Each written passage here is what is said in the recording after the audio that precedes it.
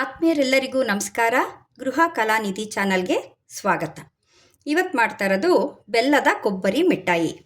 ಒಂದು ತೆಂಗಿನಕಾಯಿ ಪೂರ್ತಿ ಅಂದರೆ 2 ಹೋಳಷ್ಟು ಕಾಯಿ ಹಸಿಕಾಯಿ ತುರಿ ತುರ್ಕೊಂಡಿದ್ದೀನಿ.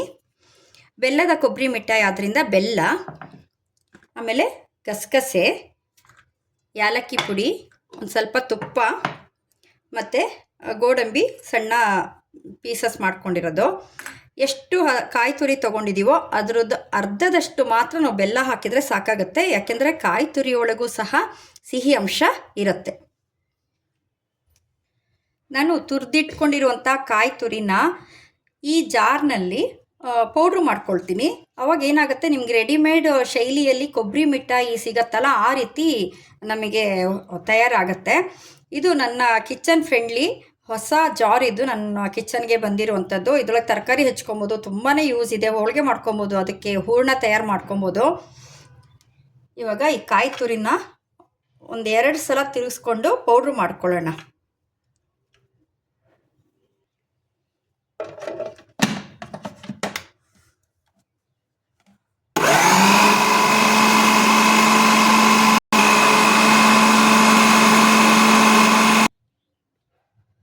ನಮಗೆ ತುಂಬ ತರಿತರಿಯಾಗಿ ರುಬ್ಕೊಂಡಿದೆ. ಇನ್ನೂ ಬೇಕಾದ್ರೆ ಚಿರೋಟಿ ರವೆ ಹದಕ್ಕೂ ತರಿತರಿ ಮಾಡ್ಕೊಬೋದು.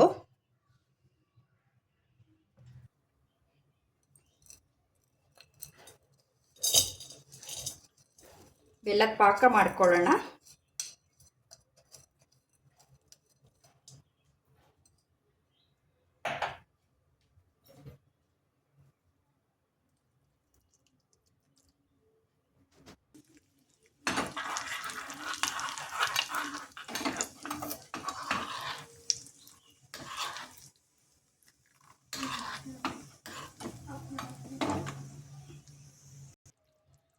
ಈಗ ಕಾಯಿ ತುರಿ ಮಿಶ್ರಣ ಹಾಕೋಣ. ಬೆಲ್ಲದ ಪಾಕ 3 ಎಳೆ ಅಷ್ಟು ಬಂದಿದೆ.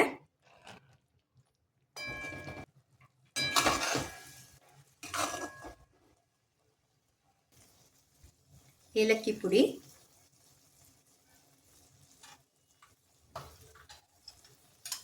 ಹುರ್ಕೊಂಡಿರುವಂತಹ ಗೋಡಂಬಿ,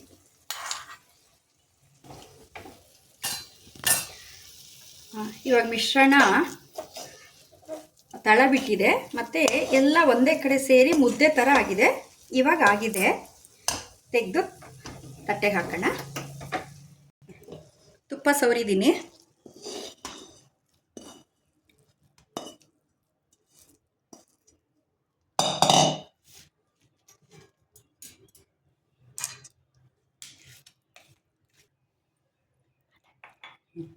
ಗಸಗಸೆ ಉದುರ್ಸೋಣ. ಅದು ಹುರಿಬೇಕು ಅಂತಿಲ್ಲ ಗಸಗಸೆ, ಇದ್ರ ಶಾಖಕ್ಕೇನೆ ಅದು ಬಿಸಿ ಆಗುತ್ತೆ.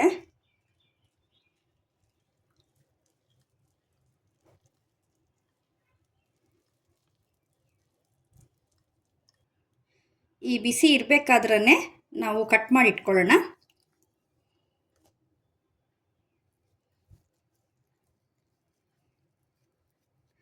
ಬೆಲ್ಲದ ಕೊಬ್ಬರಿ ಮಿಠಾಯಿ, ಆದರೆ ತುಂಬ ಬೆಲ್ಲದ ಬಣ್ಣ ಇಲ್ಲ, ಯಾಕೆಂದರೆ ನಾನು ಹಾಕಿರೋ ಬೆಲ್ಲ ಸ್ವಲ್ಪ ಬಿಳಿ ಇತ್ತು.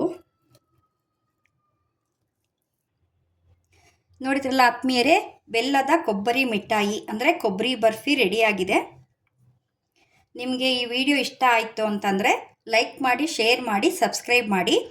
ಈ ಸ್ವೀಟು ನಾಳೆಗೆ ತುಂಬ ರುಚಿ ಕೊಡುತ್ತೆ, ಯಾಕೆಂದರೆ ಬೆಲ್ಲದ ಪಾಕನೆಲ್ಲ ಚೆನ್ನಾಗಿ ಹೀರ್ಕೊಂಡಿರುತ್ತೆ.